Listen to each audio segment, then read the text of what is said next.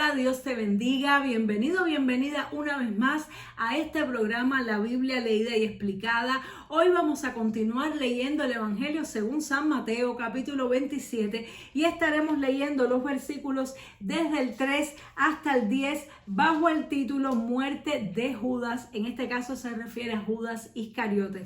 Pero antes, como siempre, vamos a orar. Padre, te damos gracias, Señor, en esta hora. Gracias por tu amor, tu fidelidad, por tu presencia en nuestras vidas. Te pedimos en el nombre de Jesús, Señor, que tú pongas palabras en mi boca, que tú reveles, Señor, lo que tú quieres decir a tu pueblo, que tú abras los corazones, Señor, para que tu palabra penetre y cumpla su objetivo. En el nombre poderoso de Jesús, amén y amén. Así que leemos Evangelio según San Mateo, capítulo 27, verso 3. Dice así: Entonces Judas, el que le había entregado, viendo que era condenado, devolvió arrepentido las 30 piezas de plata a los principales sacerdotes y a los ancianos, diciendo: Yo he pecado entregando sangre inocente. Mas ellos dijeron: ¿Qué nos importa a nosotros? Allá tú. Y arrojando las piezas de plata en el templo, salió y fue y se ahorcó. Los principales sacerdotes, tomando las piezas de plata, dijeron: No es lícito echarlas en el tesoro de las ofrendas, porque es precio de sangre. Y después de consultar, compraron con ellas el campo del alfarero para sepultura de los extranjeros, por lo cual aquel campo se llama hasta el día de hoy campo de sangre. Así se cumplió lo dicho por el profeta Jeremías cuando dijo: Y tomaron las 30 piezas de plata, precio del apreciado, según precio puesto por los hijos de Israel, y las dieron para el campo del alfarero, como me ordenó el Señor. Gloria a Dios. Bueno, y en este pasaje tan tremendo vemos lo que le pasó a Judas Iscariote, y esto nos enseña un principio muy importante, que es cómo operan las tinieblas en la vida de una persona. Recordemos que Judas Iscariote andaba con Jesús, era el que llevaba las ofrendas, y la Biblia nos dice que tomaba de las ofrendas, es decir, que ya él tenía una puerta abierta al enemigo. Luego, en la última cena, Satanás entró en él y lo convenció para que entregara a Jesús. Él fue a ver a los fariseos y concilió con ellos entregarlo por el precio de 30 piezas de plata. Eso lo estuvimos viendo en capítulos anteriores, para darle este cumplimiento a la profecía del profeta Jeremías, donde se había dicho ya que le iban a poner precio al apreciado, al amado, de 30 piezas de plata, que era el precio de la vida de un esclavo.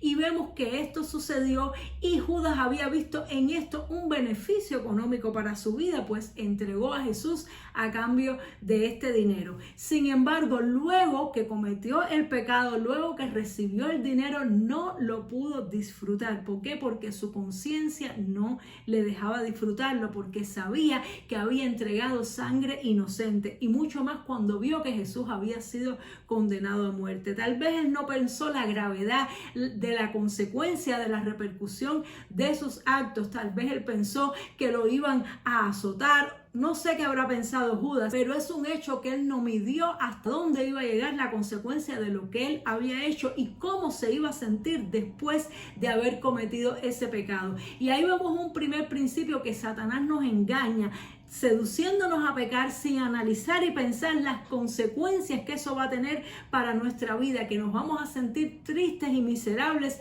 después de haber cometido el pecado, que el placer dura por muy poco tiempo, y luego ese cargo de conciencia es mucho más fuerte que todo el placer que nos puede dar un momento de pecado. Y también vemos aquí cómo él es desechado después que pecó. Es decir, que los fariseos no les importó que él se sintiera mal, no les importó su palabra. Él quiso devolver el dinero a cambio de que a Jesús le dieran la libertad, pero ya era demasiado tarde. Esto nos enseña otro principio. Una vez que ya el pecado está cometido, no se puede retroceder el tiempo, no se pueden echar las cosas para atrás. La consecuencia viene, y entonces ellos lo despreciaron, le dijeron: allá tú. Es decir, decir, no nos interesa cómo te sientes, no nos interesa qué pasa con tu vida. Y ahí vemos otra de las formas en las que actúa el enemigo. Por eso es que hay un dicho muy popular que dice: mal le paga el diablo a quien bien le sirve. Es decir, después que lo utilizaron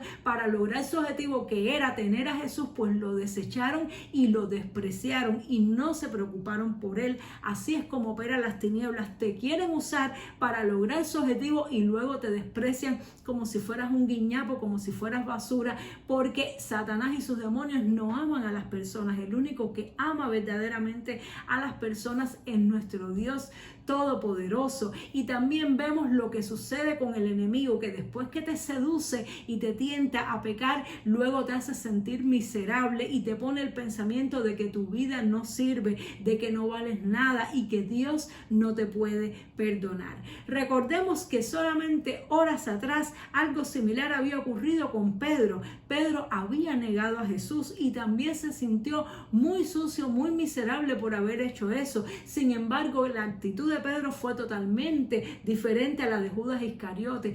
Pedro dice que se fue, salió y lloró amargamente. Seguramente él le pidió perdón al Padre. Él clamó y dijo: Padre, perdóname por lo que he hecho, porque él recibió perdón, recibió consuelo y recibió una segunda oportunidad. ¿Por qué? Porque cuando pecó, lo que hizo fue humillarse, reconocer y confesar su pecado y humillarse en la presencia de Dios. Sin embargo, Judas Iscariote se sintió también sucio, horrible, terrible por lo que hizo, por el mal que hizo, pero no tuvo la misma actitud de Pedro de humillarse, de llorar, de clamar a Dios por perdón, sino que le creyó la mentira a Satanás, no tuvo fe en el amor de Dios, no tuvo fe en la misericordia de Dios y creyó que la única alternativa, la única solución para su vida era acabar con su propia vida. Es decir, que incluso para eso fue orgulloso, porque no se humilló para ser perdonado, sino que él mismo se juzgó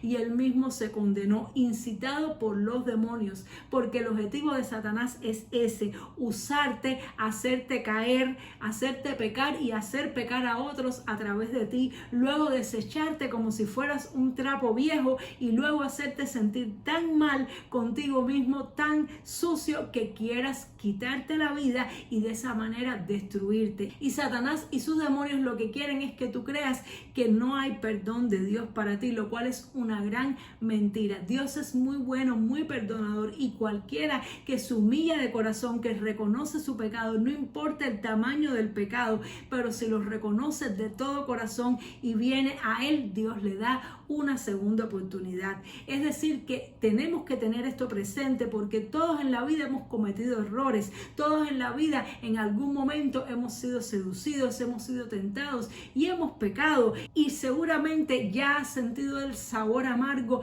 de esa consecuencia, el sabor amargo de ese cargo de conciencia. Tal vez incluso ahora mismo te está pasando que te sientes indigno o indigna delante de Dios por algo que cometiste y que el diablo te susurra al oído de que Dios no te puede perdonar. Eso es una gran y terrible mentira. Dios quiere que tú te arrepientas, Dios quiere que tú vengas a Él como lo hizo Pedro y que no hagas lo que hizo Judas Iscariote para que Satanás no destruya tu vida. Si tú vienes a Él, Dios te va a dar una segunda oportunidad, te va a restaurar y te va a restituir. Así que no hagas lo que hizo Judas, porque eso está muy feo, está muy mal y muy terrible. Y dicen que Judas se ahorcó, es decir, se suicidó, lo cual también es pecado, es decir, que añadió más pecado a su vida. Es lo que Satanás quiere, que tú crees que la única manera de resolver tu pecado es con otro pecado. No, la única manera de resolver tu pecado es con humillación, con arrepentimiento. Entonces Judas cometió este pecado tan terrible de suicidarse, y luego en otros pasajes dice que sus entrañas fueron derramadas precisamente en aquel campo. Puede ser que tomaron su cuerpo y lo lanzaron, lo despeñaron. Algo pasó con respecto a esto, que dice que sus entrañas fueron derramadas y así murió de una manera muy indigna Judas, y el campo lo tomaron para sepultura de los extranjeros, porque los judíos consideraban a los extranjeros como personas de segunda categoría, como personas impuras, y ellos mismos sabían que el dinero ese con el cual Judas entregó a Jesús era un dinero de precio de sangre, de precio de un muerto. Por lo tanto, lo consideraban impuro y no lo querían poner en las ofrendas. Quiero decirte algo en esta hora. No importa lo que hayas hecho, no dejes que Satanás te dé el mismo destino que le dio a Judas. Hoy es el día en que tú te puedes arrepentir. Hoy es el día en que puedes llorar amargamente delante de Dios y recibir el perdón y ser restaurado y restaurada. Si tú te sientes así, quiero orar por ti. Cierra tus ojos. Vamos a clamar a nuestro Padre Celestial. Padre, te damos gracias por esta palabra, por esta enseñanza que tú nos has dado el día de hoy acerca, Señor, de lo que le pasó a Judas Iscariote. Aún con las cosas malas, Señor, que le pasan a las personas, aprendemos cómo funciona el mundo espiritual, cómo operan las tinieblas, Señor, en contraste a tu amor que es lindo y grande y misericordioso. Yo te pido por la persona que me mira, que me escucha en esta hora, que está orando junto conmigo. Te pido en el nombre poderoso de Jesús que tú le ayudes, Señor, a confesar sus pecados, que tú le ayudes y le consueles en su corazón, que no crea ninguna de las mentiras de Satanás que quiere destruir su vida, que quiere hacerle sentir impuro, impura, indigno, Señor, que entienda que con un corazón arrepentido y humillado tú nos puedes dar una segunda oportunidad. Yo te pido que tú le perdones, que tú le consueles, Señor, y le limpies, Dios mío, su corazón de toda maldad, que pueda sentir paz, alivio, liberación y consuelo en el nombre poderoso de Jesús. Amén y amén. Gloria al Señor, Dios te bendiga mucho. Espero que la palabra haya sido muy útil para tu vida y nos vemos, Dios mediante, en el siguiente programa para seguir estudiando la palabra de Dios.